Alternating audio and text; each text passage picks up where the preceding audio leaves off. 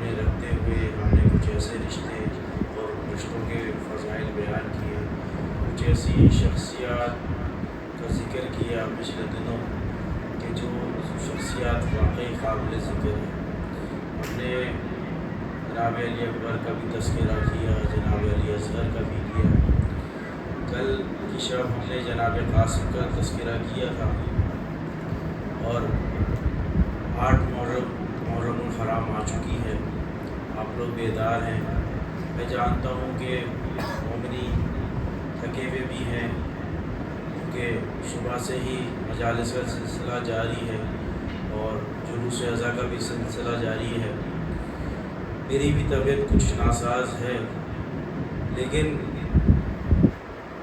یہ ہمت فقط وہیں سے ملتی ہے کہ ہم جتنے بھی تھکے ہوئے ہوں، جتنے بھی بیمار ہوں، چاہے ہمارے حلق سے آواز نکل رہی ہو یا نہ ہو، پھر بھی ہم ذکر محمد و آل محمد کے لیے سبحان اللہ سبحان اللہ۔ اور حبیب خدا خاتم الانبیاء بلند تر صلوات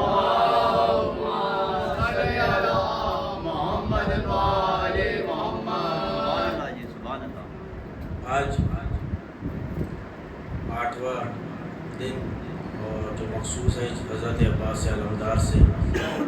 اس سے پہلے میں ذات عباس علمدار کی فضیلت بیان کروں کہ فضائل بیان کروں، وہ جو میں نے سرنامہ کلام حدیث پڑھی تھی، میں اسی کا سہارا لیتے ہوئے اور پھر میں یہاں سے جناب عباس تک آؤں گا۔ پہلا حصہ تھا حسین و منی، آپ لوگوں کے ذہنوں میں ہے۔ دوسرا حصہ ہے وانا من الحسین، یعنی کہ رسول اپنا رشتہ بتا رہے ہیں اور حسین کا رشتہ اپنے آپ سے بتا رہے ہیں۔ تو دیکھیے، رسول دین لانے والے ہیں، دین سمجھانے والے ہیں۔ قرآن رسول پر آیا، شریعت رسول نے بتائی، یعنی کہ وہ کام جو ابتدائی تھے، اسلام کی شکل کو، شریعت کو شکل دینے کے لیے ضروری تھے، وہ رسول نے کیے۔ 23 سال کا عرصہ لگا کہ قرآن مکمل ہوا۔ یہ تو ظاہری بات ہے کہ ہم عام انسانوں کے لیے تھوڑا کر کے کبھی سورہ کوثر آ رہی ہے، کبھی کوئی اور سورہ آ رہی ہے، کبھی سورہ مائدہ آ رہی ہے، کبھی سورہ بقرہ آ رہی ہے۔ یہ 23 سال لگے لوگوں ایک معاشرہ تشکیل دینے میں۔ میں یہ سوال کرتا ہوں کہ جو معاشرہ رسول خدا نے 23 سال کے اندر تشکیل دیا، اور 11 ہجری کو رسول خدا اس دنیا سے جا رہے ہیں، اور سن 61 ہجری میں امام حسین شہید ہو رہے ہیں، تو میں مسلمانوں سے یہ سوال کرنا چاہتا ہوں کہ صرف فقط یہ 60 سال کے اندر تم لوگوں کو کیا ہو گیا کہ ایک رسول جو شریعت لے کر آئے، تمہیں شریعت دی، تمہیں دین دیا، اب یہ 60 سال کے اندر ایسا کیا ہو گیا کہ اسی گھر کا چشم و چراغ کہ جہاں پہ دین آیا، کہ جہاں پہ قرآن آیا، اب وہیں کا چشم و چراغ، بھئی یہی دین بچانے کے لیے نکلا ہے، یہی شریعت بچانے کے لیے نکلا ہے۔ کیا وجہ ہو گئی؟ ابھی لوگ یہ کہیں گے کہ بات تو کچھ اور نہیں تھی، بات یہ تھی کہ یہ اقتدار کی جنگ تھی، اور اقتدار یہ تھا کہ یا تو یزید اقتدار میں آ جائے یا تو امام حسین اقتدار میں آ جائے۔ بالکل غلط، کیونکہ امام حسین تو خود اس امام کے بیٹے ہیں کہ جن کی حکومت اس پوری کائنات پر ہے۔ ارے جس کا باپ پوری کائنات پر حکومت کرتا ہو تو وہ کیا خود نہ کرتا ہوگا؟ بھائی اب یہ جو میں بار بار کہہ رہا تھا نا، پچھلی 2 مجالس میں بھی میں نے یہ بات کی کہ بھائی 22,000 مربع میل کی حکومت تمہاری، بھائی یہ حکومت تمہیں ہی مبارک ہو۔ بھائی حسین تو وہ ہے کہ جو صرف انسانوں پر حکومت نہیں کرتے، بھائی اگر جن آ جائیں تو ان پہ بھی حکومت ہے، اگر چرند پرند آ جائے تو ان پہ بھی حکومت ہے۔ بھائی یہ تو وہ ہے کہ جن کا نانا اگر اپنے ہاتھوں کے اوپر اگر جمادات کو اٹھا لے تو جمادات کلمہ پڑھنے شروع ہو جاتے ہیں۔ بھئی یہ وہ ہیں، یہ ان کے نوازے ہیں کہ جن کے ہاتھوں کے اوپر اگر پتھر آ جائیں، سنگریز آ جائیں تو وہ کلمہ پڑھنا شروع کر دیتے ہیں۔ اور تم یہ کہتے ہو کہ یہ اقتدار کی جنگ تھی، بالکل نہیں۔ دانے گرامی اس سے آگے بڑھیے، اور مجھے بہت تیزی سے آنا ہے۔ اب جو رشتہ امام حسین کا رسول خدا سے ہے، دیکھیے رسول کیا کہہ رہے ہیں کہ میں حسین سے ہوں، حسین مجھ سے ہیں، ٹھیک ہے؟ یعنی کہ جو خصوصیات جو فضیلتیں رسول خدا کی ہیں وہی امام حسین کی ہوں گی۔ نواسے ہیں نا بھائی، بردباری میں، دیانت میں، ایمانداری میں، شجاعت میں، بہادری میں، علم میں، حلم میں، عصمت میں، جو جو رسول خدا کے پاس فضیلتیں دیں وہ سب فضیلتیں امام حسین کی دی۔ ہاں رسول ہے، امام حسین امام ہے۔ فرق یہ ہے کہ رسالت رسول پہ ختم ہو گئی، اب امامت چل رہی ہے۔ اب دیکھیے گا، اب ایک اور شخصیت ہے رسول خدا کے ساتھ، شخصیت ہے علی ابن ابی طالب۔ بلند ترین صلوات پڑھیں۔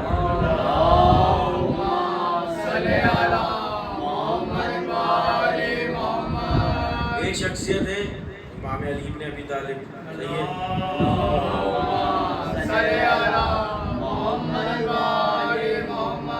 امام بھی ہیں، ولی بھی ہیں، وصی بھی ہیں، داماد پیغمبر بھی ہیں، بھائی حسنین کے بابا بھی ہیں۔ اب کتنی فضیلت ہے امام علی کی، لیکن جو امام علی کا رسول سے رشتہ ہے اب وہ اس طرح سے ہے کہ آپ خود امام علی کی زبان میں سن لیجئے۔ امام علی علیہ السلام کہتے ہیں کہ میں رسول کے ساتھ اس طرح سے رہا کہ ایک جیسے اونٹنی کا بچہ اپنی ماں کے ساتھ رہتا ہے۔ بھائی اب اگر کسی نے اونٹنی کے بچے کو اس کی ماں کے ساتھ رہتے ہوئے دیکھا ہو تو وہ یہ جان سکتا ہے کہ جہاں جہاں اونٹنی جاتی ہے وہاں وہاں اونٹنی کا بچہ جاتا ہے۔ بھائی جہاں سے اونٹنی پانی پیتی ہے اونٹنی کا بچہ بھی وہیں سے پانی پیتا ہے۔ حتیٰ کہ اب یہ دیکھیں مثال کیا دے رہے ہیں، بھائی مثال اس لیے دے رہے ہیں کہ بتانا یہ چاہتے ہیں کہ جب سے علی اس دنیا میں آئے، جب آنکھ کھولی تو رسول کی زیارت کی، بھائی جب چلنا شروع کیا تو رسول کے گھر میں چلنا شروع کیا، جب بولنا شروع کیا تو رسول کے سامنے بولنا شروع کیا، بھائی جب جوان ہو رہے تو رسول کے سامنے جوان ہو رہے۔ بھائی دعوت ذوالعشیرہ کے اندر جب رسول خدا نے کہا تھا میری مدد کون کرے گا، بھائی مجمع سے ایک 11 سال کا بچہ ہی تو اٹھ کے کھڑا ہوا تھا نا کہ یا رسول اللہ میں آپ کی مدد کروں گا۔ یہ وہ علی ہے کہ جو بچپنے میں علی رسول خدا کی رسالت کی گواہی دے رہے ہیں، ابھی تو اعلان ہوا ہی نہیں تھا پھر بھی رسالت کی گواہی علی دے رہے ہیں۔ بھئی علی وہ ہے جو رسول کے ساتھ ایسے رہے کہ جیسے اونٹنی کا بچہ اپنی ماں کے ساتھ رہتا ہے۔ اب آئیے اس ذات کے اوپر، بھئی یہ ہے رسول خدا اور مولا علی کا رشتہ۔ بھئی ایک حسین ہے، حسین کے ساتھ ایک ذات اور ہے۔ بھئی یہ ذات کون سی ہے؟ بھئی یہ ذات عباس ابن علی کی ہے۔ بھئی وہ عباس نے تو یہ نہیں کہا کہ میں حسین کے ساتھ ایسے رہا کہ جیسے اونٹنی کا بچہ اپنی ماں کے ساتھ رہتا ہے، لیکن عباس علی بھی علی حیدر کرار کے بیٹے ہیں۔ بھئی وہ بھی اسی طرح سے حسین کے ساتھ رہیں گے کہ جس طرح سے وہ خود مولا علی رسول کے ساتھ رہے۔ حبیب خدا خاتم الانبیاء بلند تر صلوات صلی اللہ محمد وآلہ محمد۔ دیکھیے گا کہ جس طرح سے رسالت اور امامت ساتھ ہے تو اب امامت اور ولایت میں بہت جو ہے ذمہ داری کے ساتھ شکریہ ادا کر رہا ہوں کہ جس طرح سے رسالت کے ساتھ امامت ہے تو امامت کے ساتھ ولایت ہے۔ بھائی عباس وہ ہیں جو خود ولی ہیں، عباس وہ ہیں جو ولایت کی منزل پر ہیں، ہاں امام نہیں ہے اور ان معصومین کی طرح بھی نہیں ہے کہ جیسے 14 معصومین ہیں، لیکن عباس کم از کم عصمت صغرا کے درجے پر فائز ہے۔ بھائی عصمت کبریٰ کیا ہے؟ اب آ گئی ہے تو بات سمجھانے کے لیے بیان کر دوں۔ اب عصمت کبریٰ کیا ہے، عصمت صغرا کیا ہے؟ عصمت کبریٰ کی منزل کے اوپر صرف اور صرف 14 ہی فائز ہیں۔ بھائی کوئی نبی بھی فائز نہیں ہے، کیوں؟ اب اس کی دلیل قرآن سے ہی لے لیجئے، بلکہ اسی مجلس کے اندر میں نے کہا تھا، چھٹی مجلس میں کہا تھا کہ آدم سے ترک اولا ہوا ہے۔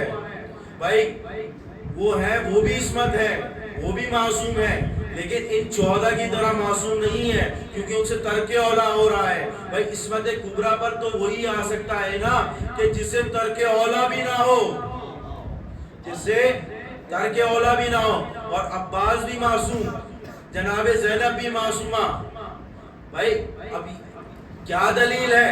بھائی آپ ہی تو اپنی زبان سے کہتے ہیں، ارے جب بھی زیارتوں پر جاتے ہیں، امام علی رضا کی زیارتوں پر جاتے ہیں، تو بھائی یہی تو کہتے ہیں کہ معصوم امام علی رضا کی زیارت کو جا رہا ہوں، اور ان کی بہن بیوی معصوم ہے ان کی زیارت کو جا رہا ہوں۔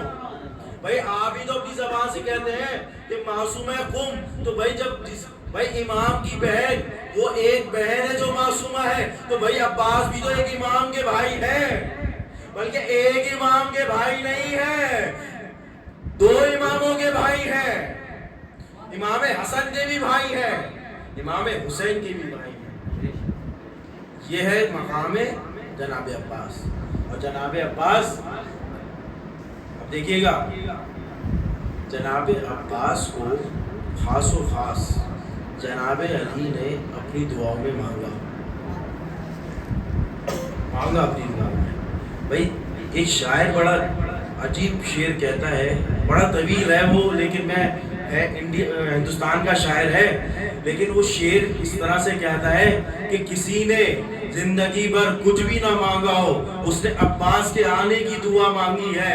بھائی امام علی نے خاص طور پہ عباس کو اس لیے مانگا کہ وہ حسین کی نصرت کر سکے۔ بھائی کربلا کے لیے علمدار مانگا جا رہا ہے، بھائی حسین کے لیے علمدار مانگا جا رہا ہے، بھائی 72 کے لشکر کا سپاہی سالار مانگا جا رہا ہے۔ بھائی علی نے مانگا ہے تو کچھ سوچ سمجھ کے ہی مانگا ہے نا۔ اب دیکھیے، اب نصرت کی بات ہو گئی ہے، آ گئی ہے تو میں بیان کروں۔ اب ایک واقعہ ہے جو میرے ذہنوں میں آ گیا، بڑی فضیلت والا واقعہ ہے، اور بیٹھے ہیں امام علی مسند خلافت پر، لوگوں کے مسائل حل کر رہے ہیں، پوری مسجد بھری ہوئی ہے، پوری مسجد بھری ہوئی ہے۔ ایسے میں ایک شخص آتا ہے، اعرابی شخص ہے، آتا ہے اور امام علی کو سلام کرتا ہے اور قریب آ جاتا ہے، اور اس کے ساتھ ایک صندوق ہوتا ہے۔ وہ شخص کہتے ہیں، اے امام، آپ کی نذران عقیدت میں کچھ ہدیہ لے کر آیا ہوں۔ کہتا ہے، امام علی پوچھتے ہیں کہ کیا ہے؟ اب وہ اپنا صندوق کھولتا ہے، صندوق میں سے ایک تلوار نکالتا ہے، امام علی کو دیتا ہے۔ اب امام علی اس تلوار کو پکڑ کر ایک بار دیکھنا شروع کرتے ہیں، اور اتنا دیکھتے جاتے ہیں کہ محو ہو جاتے ہیں۔ ارے یہ وہ علی ہے جو عبادتوں میں محو ہو رہا ہے، یعنی کہ دلیل اس بات کی ہے، اب جو علی کے ہاتھ میں تلوار آئی ہے یہ کوئی معمولی تلوار نہیں ہے۔ بھئی تلوار دیکھ کر علی کہتے ہیں کہ کون ہے کہ جو اس تلوار کا حق ادا کرے تو میں اس تلوار کو اس کو سونپ دوں، اس کو ہدیہ کر دوں۔ بھئی تلوار میں نہیں جانتا کہ وہ کون شخص تھا، میں نہیں جانتا کہ وہ کون شخص تھا، لیکن اتنا پتا ہے جب علی اس تلوار کو اپنے ہاتھ میں لیے ہوئے تھے تو وہ شخص نہ جانے کہاں غائب ہو گیا۔ بھئی لکھا تو صرف اتنا ہی ہے کہ وہ شخص غائب ہو گیا، میں نہیں جانتا وہ کون ہے، لیکن میرا دل یہ کہتا ہے کہ بھئی ایک تلوار علی کے لیے آئی تھی، بھئی عرش سے آئی تھی، میں یہ کہوں گا کہ اب یہ دوسری تلوار آ رہی ہے، اب علی دیں گے کہ تلوار کس کو دینی ہے۔ لیکن یہاں پہ جملہ سن لیجئے کہ جیسے یہ ذوالفقار عرش سے آئی تھی، اب یہ بھی تلوار عرش سے آ رہی ہے۔ امام علی کہتے ہیں کہ کون ہے کہ جو اس تلوار کا حق ادا کرے تو میں یہ تلوار اس کو بطور تحفہ دے دوں، اس کو ہدیہ کر دوں۔ ایسے میں مسجد کوفہ کے اندر ایک چھوٹا بچہ، غالباً عمر ہے 8 یا 9 برس، داخل ہوتا ہے، یہ ہے عباس ابن علی۔ بچہ آتا ہے، بابا کے سامنے بیٹھ جاتا ہے، مولا علی پھر سے سوال کرتے ہیں کہ کون ہے جو اس تلوار کا حق ادا کرے تو میں تلوار اس کو دے دوں۔ اب جناب عباس کا جملہ دیکھیے گا، کہتے ہیں بابا اس تلوار کا حق ہے کیا؟ ارے پورا بھری ہوئی مسجد تھی، ارے کسی نے سوال نہ کیا۔ بھائی عباس کا سوال کرنا یہ بتا رہا ہے کہ بھائی عباس علی کا بیٹا ہے۔ ارے جس طرح سے علی گفتگو کرتے ہیں بھائی اسی نہج پہ جا کے عباس سوال کرتے ہیں۔ بھائی عباس نے کہا اے بابا یہ تو بتائیے کہ اس تلوار کا حق کیا ہے؟ عباس مولا علی کہتے ہیں عباس تو سنو، اس تلوار کا حق ہے نصرت حسین، اس تلوار کا حق ہے نصرت حسین۔ عباس کہتے ہیں کہ بابا میں آپ سے وعدہ کرتا ہوں کہ جہاں جہاں امام علی مقام کی نصرت کرنی ہوگی وہاں وہ عباس حاضر ہوگا۔ عباس کو تلوار ملی عرش کی۔ بھائی کہنے دیجئے نا مجھے کہ بھائی باپ بیٹے ہیں، ایک علی حیدر کرار ہے، ایک عباس جرار ہے۔ بھائی علی کے لیے بھی تلوار عرش سے آ رہی ہے، عباس کے لیے بھی تلوار عرش سے آ رہی ہے۔ عباس مت جناب عباس بلند تر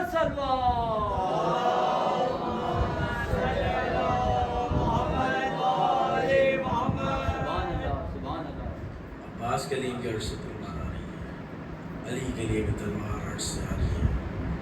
ایک علی حیدر کرار ہے، ایک عباس جرار ہے۔ یہ گا حضرت عباس کی شخصیت کیسی ہے؟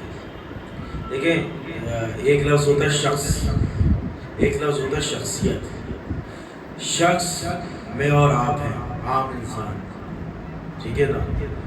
ہاں اگر اسی مجمع میں کوئی ایسا شخص آ جائے کہ جو بہت فضیلت والا ہو تو کہیں گے کہ کیا زبردست شخصیت، یعنی کہ شخص انڈیویجول ہوتا ہے، شخصیت اس کے اندر روئی ہوئی ہوتی ہے، یعنی کہ یہ سمجھ لیجئے کہ شخص جو ہے وہ عام ہے، شخصیت خاص ہے۔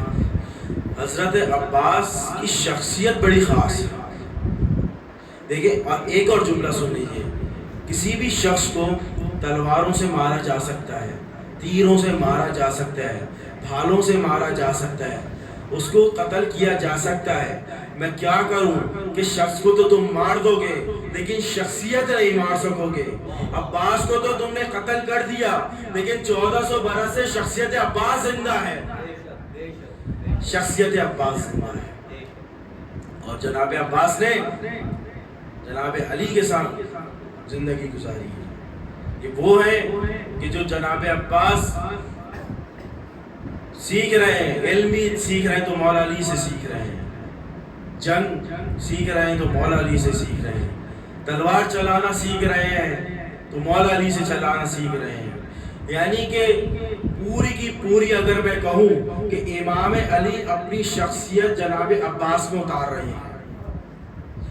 دیکھیے گا اور بہت عرصے تک جب یہ چیزیں سیکھ لی جناب عباس نے تو جناب عباس نے ایک دستہ تیار کیا بنی ہاشم کے جوانوں کا، اور اس میں مختلف افراد تھے، بنی ہاشم کے مختلف افراد تھے، یعنی کہ جہاں بھی امام جاتے تھے تو یہ دستہ عباس کی سالاری میں ساتھ ساتھ چلتا تھا۔ اور عباس کا جناب عباس کی جو شخصیت ہے وہ ایسی تھی کہ جہاں بھی جناب عباس جائیں تو کوئی نظر اٹھا کے دیکھ نہیں سکتا تھا۔ دلیل لیں گے، دلیل یہ ہے کہ 8 دن تک ابن زیاد پسر سعد کو خط لکھتا رہا اور اسے یہی سوال کرتا رہا، مجھے یہ تو بتاؤ کہ حسین کے خیمے کتنے ہیں، حسین کے خیمے کتنے ہیں۔ روز ایک خط آتا تھا، جواب نہیں جاتا تھا، روز ایک خط آتا تھا، جواب نہیں جاتا تھا۔ کیوں نہیں جاتا تھا؟ بھائی کسی کے اندر لشکر یزید میں ہمت ہی نہیں تھی کہ جو عباس کے ہوتے ہوئے لشکر حسینی کی طرف نظر اٹھا لے، عباس کے ہوتے ہوئے لشکر حسینی کی طرف نظر اٹھا لے۔ یہ ہے جناب عباس کہ جہاں بھی جا رہے ہیں اپنا دستہ ساتھ لیے جا رہے ہیں، اور کسی کی مجال نہیں کہ جو امام علی مقام سے بدتمیزی کر لے، اور اگر کسی نے کی تھی تو پھر عباس نے اسی مدینے میں اسی دارالعمارہ کے اندر تلوار کھینچ کے بتایا تھا کہ عباس دیر نہیں کرے گا، بھئی تلوار بعد میں چلے گی، سر پہلے گریں گے۔ तलवार बाद में चलेगी, सर पहले गिरेंगे। तलवार चलाना सीखी है अब्बास ने इमाम अली से। और एक वाक़या मेरे जहन में आया और उसी वाक़े से फिर मैं इंशाअल्लाह मसाइब की मंजिल की तरफ बढ़ूंगा।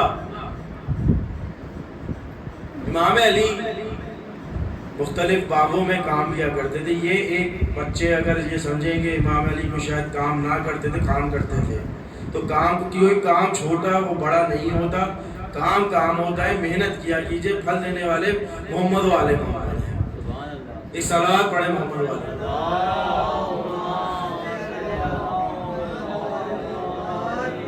एक बाग के बाहर इमाम अली पहरा दे रहे हैं। इतने में जनाब अब्बास आए, कहा कि बाबा आज आपकी जगह मैं पहरा दूंगा।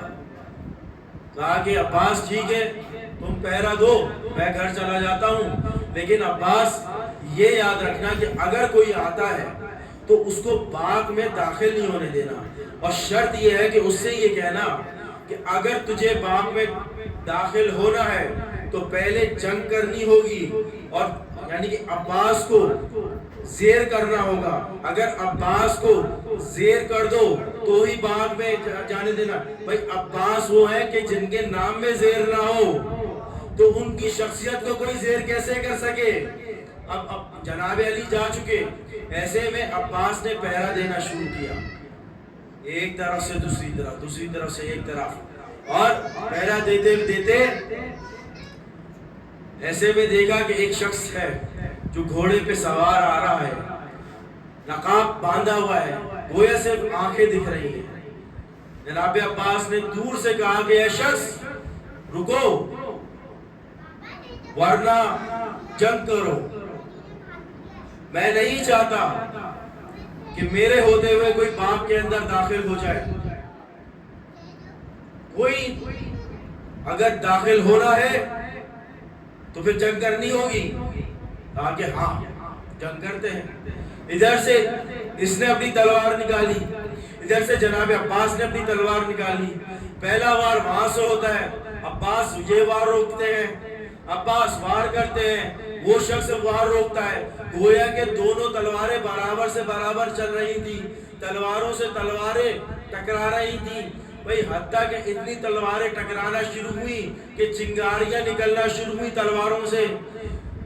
अब यहाँ पे रुकिएगा, एक मंजिल और लूंगा और उसके बाद फिर वाक़े पे आऊंगा। उस जमाने में जब जंगजू जब सिपाही जाते थे, रातों को आते थे, तो उनकी ज़ौजाएं जो थी, क्योंकि घर में रोटियां पकाने का दस्तूर नहीं था, तो तंदूर पे बना लगा करती थी रोटियां। तो वो सिपाही जो था उसकी एक बीवी तंदूर में रोटियां लगाने गई कि मेरा शौहर आया है, उसके लिए रोटियां ले आऊं और फिर रोटियां ले जाके उस सिपाही को खिला दूं ताकि फिर वो सुबह फिर दोबारा चला जाए। अब देखिएगा, अब वो औरत चली और उसका गुजर उसी जगह से हुआ जहाँ पे ये दो शाहसवार जंग लड़ रहे थे। अब इस औरत ने वो जंग देखना शुरू की, और ऐसी जंग कहती है कि मैंने ऐसी जंग कभी ना देखी थी कि तलवारों से तलवारें टकरा रही है, ना एक दूसरे को ज़ेर कर पा रहा है, ना दूसरा पहले को ज़ेर कर पा रहा है।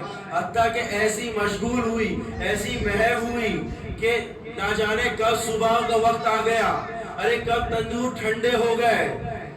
वो जंग ही देखती रही। अब उसको ख्याल ये आया कि भाई मैं तो कुछ और करने निकली थी और यहाँ पे जंग देखने में मसरूफ हो गई।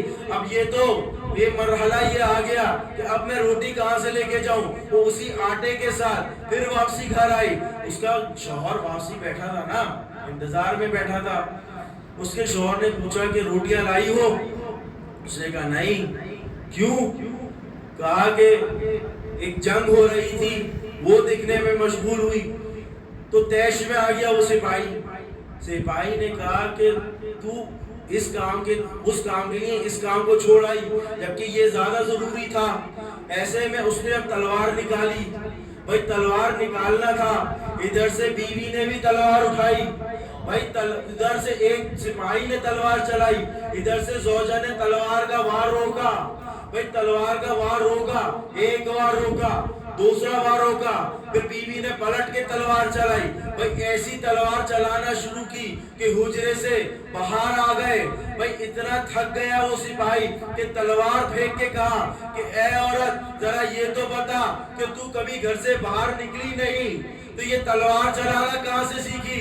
उसने कहा मैं यही तो बताना चाहती हूँ कि मैं वो जंग देख रही थी, वो जंग देखते देखते ही मैं इतनी महव हो गई कि मुझे वक्त का पता नहीं चला। भाई वो जो तलवार चल रही थी, वो जो मैं देख रही थी, अरे न जाने मेरा हाथ किस तरह से उसी तरह से चलना शुरू हुआ, किस तरह से उसी तरह से चलना शुरू किया। वो सिपाही कहते जरा मुझे लेके तो चल, मुझे लेके तो चल, मैं भी तो जरा देखूं कि क्या माजरा हो रहा है। वो ज़ौजा अपने शौहर को लेके आई और देखा कि दो नौजवान अभी भी लड़ रहे हैं। भाई ये न जाने रात के किस पहर के अंदर शुरू हुई थी जंग शुरू होने का वक्त तो नहीं लिखा, लेकिन ये वक्त लिखा है कब इख्तिताम हुई। भाई एक बार वो जंग देखते जाते थे, इधर वो दोनों शाहसवार जंग लड़ते जा रहे थे। भाई ना तो इसका वार कम पड़ रहा था, ना उसका वार कम पड़ रहा था, कि हत्ता के एक ऐसा वक्त आया कि नमाज फजर का वक्त आना शुरू हुआ। भाई अब्बास के मुकाबले में अब जो शाहसवार आया था, उसने अपनी तलवार का वार रोका, अपने नकाब से अपने चेहरे से नकाब को हटाया और कहा कि अब्बास बस अब खत्म हुई जंग, अरे मैं अली इब्न अबी तालिब हूँ। यानी कि अब्बास और अली की जंग जब अगर दोनों आ जाए तो ना तो अली अब्बास का वार रोक। भाई मैं ये क्या कहूँ कि अली ने खुद जंग सिखाई थी अब्बास को करना। भाई अब्बास वो है जो अली से जंग सीख रहे हैं, तो भाई यहाँ पे कम से कम ये तो बात वाज़ेह हो गई कि अली मुतमईन हो गए कि कल जब अब्बास को तलवार चलाने की जरूरत पड़ेगी तो भाई कम से कम भी मुझे ये तो मसला नहीं होगा कि अब्बास किस तरह से तलवार चलाएंगे। भाई अब्बास तो वो है कि जो अगर एक खत खींच दे तो उधर 10,000 का लश्कर इस उम्मीद से खड़ा रह जाता है कि वो किस तरह से इस खत से उस तरफ आए। ये जलाल अब्बास है, ये शुजाअत अब्बास है जो अली इब्न अबी तालिब से मिली है। ज़ाने गिरामी, और देखा एक नमूना और ले लीजिए, जंग सिफ़ीन है। मैं बहुत 2-3 जुमले पढ़ूंगा जो फजीलत है जनाब अब्बास के सिफ़ीन में, बस उसके बाद आगे बढ़ूंगा। जनाब अब्बास जंग सिफ़ीन के अंदर 13 या 14 बरस के हैं। अब 13 या 14 बरस का बच्चा, अगर आम इंसान की बात करूं तो शायद 13 या 14 बरस का बच्चा तलवार भी शायद ना उठा पाए, बड़ी भारी होती है तलवार। और मैं आपको बता चुका कि अभी 13 बरस के हैं, 90 बरस के अंदर तलवार मिल चुकी थी। भाई अर्श की तलवार 9 बरस में ही मिल गई थी, अब चलाने का मौका सिफ़ीन में मिला। भाई मैंने जब सिफ़ीन को पढ़ना शुरू किया तो मैंने एक मौका ऐसा आया कि अली ने अब्बास को खुद तैयार किया। भाई दोष पे अपनी आबा रखी, भाई सर पे अपना मामा। भाई एक बार पूरा तैयार करने के बाद भाई नकाब डाला अब्बास के चेहरे पर और कहा कि अब्बास अब तुम जाओ जंग में। अब्बास जंग करना शुरू होते हैं। अब्बास क्या जंग करते हैं कि मौजिज़े दिखा रहे हैं कि भाई किसी का सर तन से जुदा हो रहा है, अरे किसी को बीच में से जुदा कर रहे हैं, अरे किसी को थिरचा जुदा कर रहे हैं। भाई ये तो वो वार है कि जब कभी अली ने खैबर में दिखाए थे, कभी अली ने जंगे उहद में दिखाए थे, अरे कभी जंगे बदर में दिखाए थे। अरे जब दुश्मन आदा ने जब ये अब्बास के वार देखे तो एक बार कहा कि क्या अली आ गए, क्या अली मैदान में आ गए। अरे ये सुनना था, अली के कानों में आवाज आई कि अली अली हो रहा है। भाई अब्बास तो वो है जो दुश्मनों से अली अली करवा दे, जो दुश्मनों से अली अली करवा दे, वो अब्बास है। एक बार कानों में आवाज आई अली खेमे में है ना। अरे एक बार अली बाहर आए, उधर अब्बास ने अपना नकाब हटाया, ایک طرف دشمن آدھا نے ادھر دیکھا، ارے ایک بار ادھر دیکھا، ارے یہاں بھی علی ہے، ارے کیا وہاں بھی علی ہے؟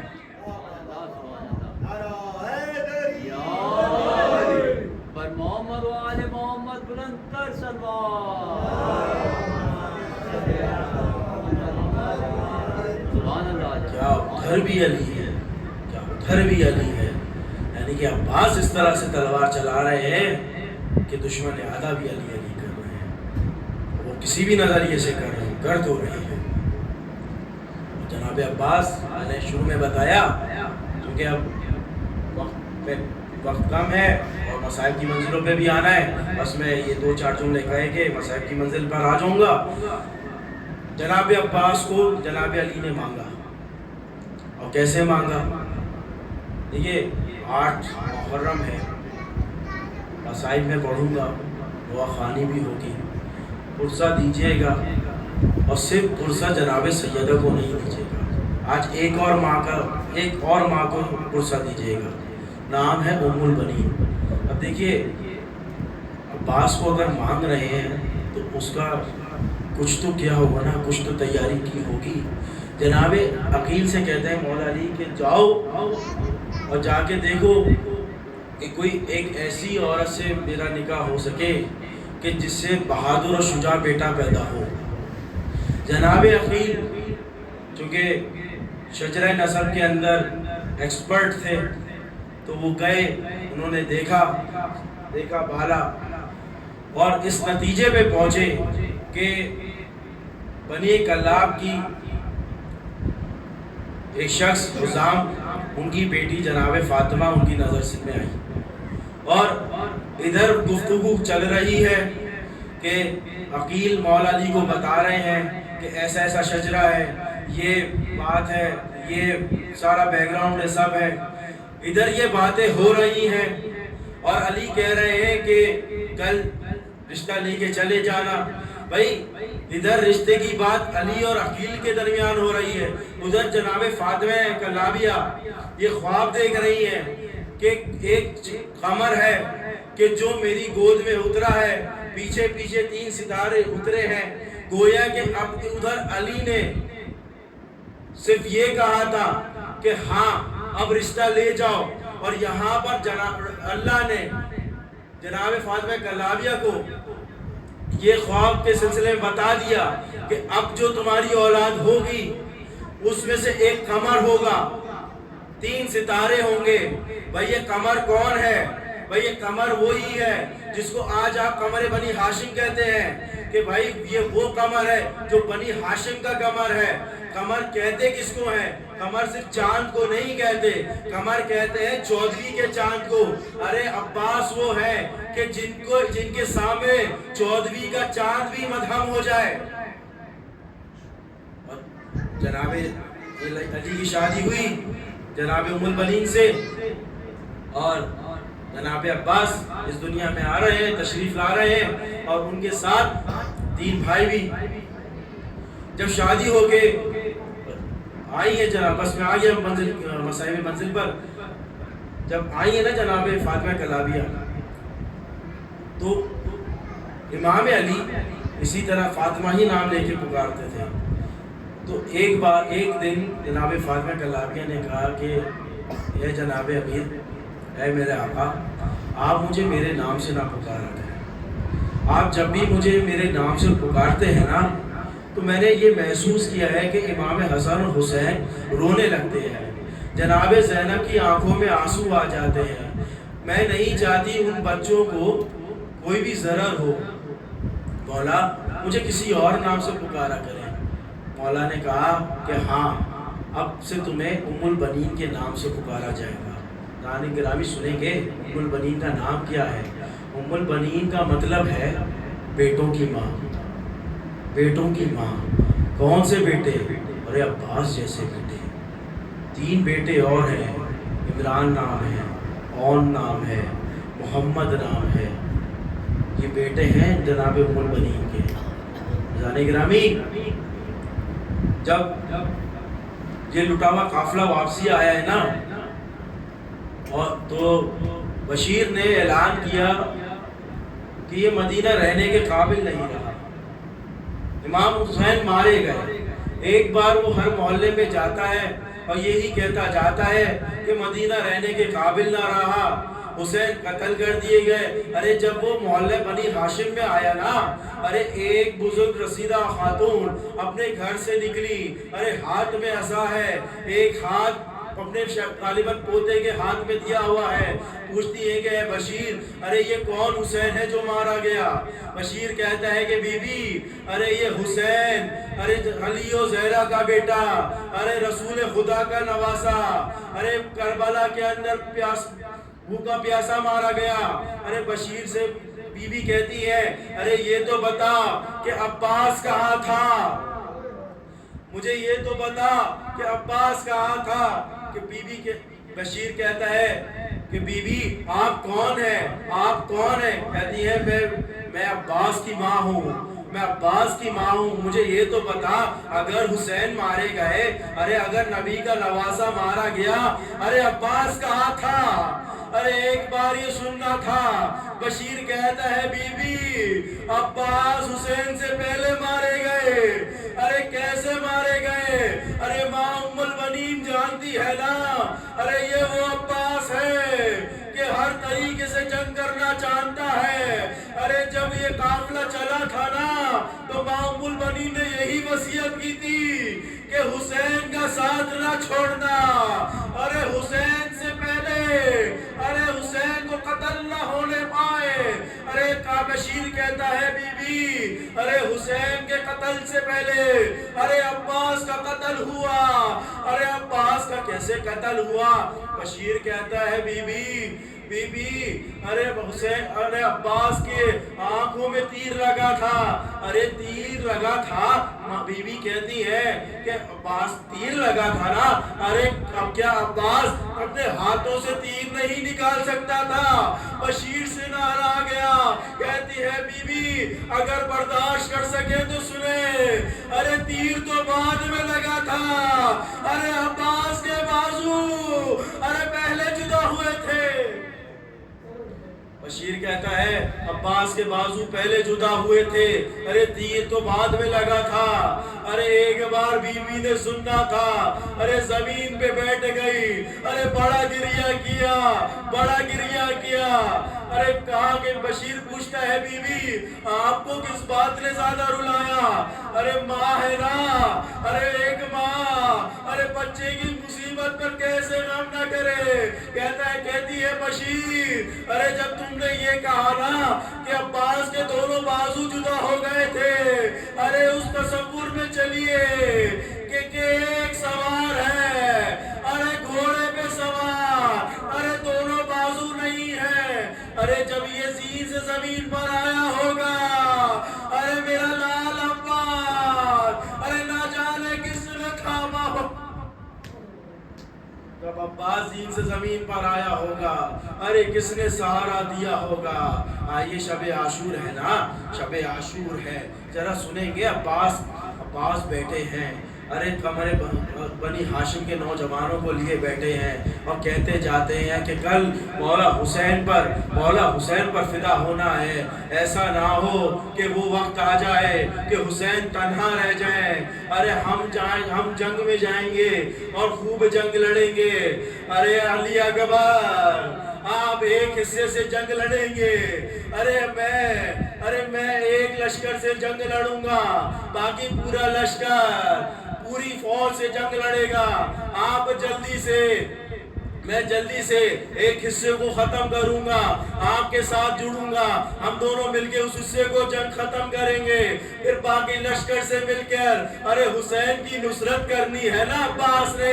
ارے یہ عباس نقشہ کھینچ رہے ہیں کل کی جنگ کا۔ میں کہوں گا عباس ارے آپ ادھر نقشہ کھینچ رہے ہیں، ارے لیکن کل کچھ اور ہی قبول ہوگا، ارے کل کچھ اور ہی واقعات ہوں گے۔ صبح عاشور آئی، ارے عباس نے کہا مولا مجھے اجازت دیجئے میں آپ پہ قربان ہو جاؤں۔ مولا کہتے ہیں عباس تم میرے لشکر کے سپہ سالار ہو، ارے تم علمدار ہو، ارے جب تک فوج ہے تمہیں رہنا ہے۔ ارے ایک بار انصار حسینی نے جانا شروع کیا، ایک ایک کر کے لاشیں آنا شروع ہوئے۔ کبھی حبیب ابن مظاہر کا لاشا آتا ہے، کبھی مسلم بن نوسجہ کا لاشا آتا ہے۔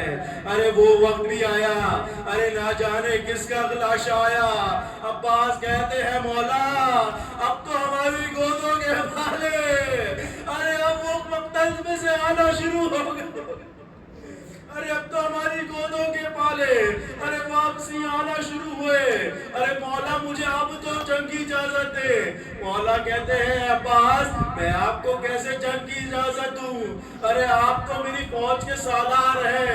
ایک بار عباس نے مغرب کی طرف نظر ڈالی، ایک طرف مشرق کی طرف نظر ڈالی، کہا کہ آقا اب وہ فوج ہی کہا، ارے جس کا عباس علمدار، اب وہ فوج ہی کہا کہ جس کا عباس علمدار ہے، جس کا عباس سپہ سالار ہے، لیکن اجازت اتنی آسانی سے نہ ملی۔ ارے عباس خیموں کے چکر لگا رہے ہیں، عباس خیموں کے چکر لگا رہے ہیں۔ ایسے میں ان کے کانوں میں آواز آئی، ارے شاید 4 سالہ بچی ہے، ارے اس خیمے میں ہے جس خیمے میں مشکیزے ہوتے ہیں۔ ارے دیکھتے ہیں کہ وہ بچی کبھی مشکیزے کو اپنے ماتھے سے لگاتی ہے، ارے کبھی گردن سے لگاتی ہے، ارے کبھی ہونٹوں سے لگاتی ہے کہ شاید کچھ ٹھنڈک مل جائے۔ ارے ایک بار اس بچی کو گود میں اٹھایا، کہا اے سکینہ مجھے اپنے بابا سے اجازت دلوا دے، ارے میں تیرے لیے پانی لے آؤں۔ عباس ایک بار سکینہ کو حسین کے پاس لائے، حسین سمجھ کر سکینہ کو دیکھ کر کہا کہ اے سکینہ ارے کیا وقت ہے، ارے کیا تم عباس چچا کے ساتھ آئی ہو، پانی چاہیے نا؟ ہاں عباس چچا ابھی پانی لے کر جائیں گے، لیکن اے سکینہ اگر یہی چچا واپسی نہ آئے ارے عصر عاشور ہوگی، ارے چچا پکارتی ہوگی، ارے کوئی نہیں منہ میں تماچے مارتا ہوگا، کوئی عوام میں آگ لگاتا ہوگا، ارے یہی چچا فرات کے کنارے سو رہا ہوگا، یہی چچا فرات کے کنارے سو رہا ہوگا۔ بھائی اجازت ملی ہے نا، اب دیکھیں گے کس طرح سے عباس گئے ہیں جنگ کرنے۔ بھائی جنگ کی ہے عباس نے، یہ کہیں نہیں لکھا کہ عباس کو اجازت نہیں ملی۔ ہاں اجازت ملی لیکن کسی طریقے سے ملی، اجازت پانی کی تھی لیکن جنگ بھی بڑی خوب کی ہے عباس نے۔ بھائی یہ چلے ہیں جناب عباس، ایک ہاتھ میں علم ہے، ایک ہاتھ میں مشکیزہ ہے، تلوار میان میں ہے، ایک بار گھوڑے کو ایڑ لگائی۔ بھائی جانتے ہیں نا فرات کے کنارے جا رہے ہیں عباس، اب 30,000 کا لشکر ہے، 30,000 کا لشکر ہے جو فرات کے اوپر کھڑا ہے۔ بھائی ایک بار عباس فرات کی طرف جانا شروع ہوئے، ادھر بچوں نے آس لگانا شروع کی، عباس فرات کی طرف جاتے ہیں اور ایک بار جنگ لڑتے لڑتے ارے فرات تک پہنچتے ہیں، فرات میں اپنے گھوڑے کو اتارتے ہیں، مرتجس کو اتارتے ہیں۔ ارے یہ گھوڑا بھی تو عباس کا ہے نا، ارے یہ مرتجس بھی تو عباس کا ہے نا۔ بھائی عباس اگر پانی نہ پیے ارے تو مرتجس بھی پانی نہیں پیتا۔ ارے عباس نے ایک بار مشکیزے کو بھرا، عباس چلے ہیں کہ کسی طرح خیموں سے کی طرف آئیں۔ بھائی ادھر جناب سکینہ دیکھ رہی ہے کہ ایک علم ہے کہ جو نشیب میں اتر رہا ہے۔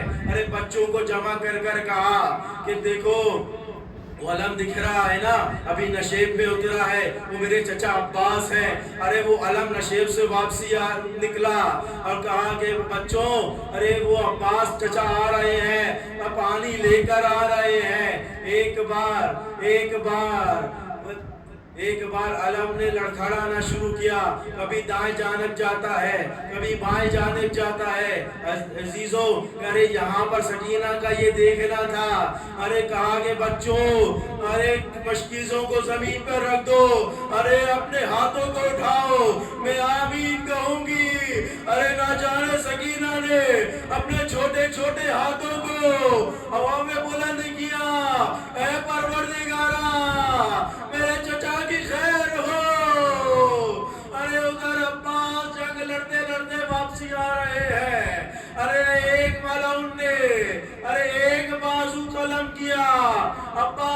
ایک مشکیزہ دوسرے ہاتھ میں لیا. اب کسی اور ملاؤن نے دوسرا بازو قلم کیا. اب نہ جانے کس طرح سے عباس نے مشکیزے کو اپنے دندان میں سنبھالا ہوگا. ارے عباس بڑھتے جا رہے ہیں, ارے لیکن ایک تیر ارے ایسا چلا کہ مشکیزے کو چھیدتا ہوا سینے عباس میں پیوست ہوا. ارے عباس سے اب رہا نہ گیا. ارے وہ جو آس تھی ارے وہ ٹوٹ چکی. ارے اب عباس کیا کرے؟ اب جو تیر چلا ایک آگ میں پیوست ہوا.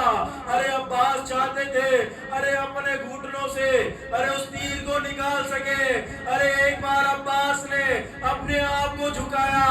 ارے جھکانا تھا کہ کسی ملعون نے ایسا گوز مارا کہ عباس نے زمین میں سنبھلا نہ گیا. عباس زمین سے زمین پر آئے, کہتے علیہ السلام اے میاں اے امام آپ پر آخری سلام, آپ پر آخری سلام. امام حسین کا یہ سننا تھا.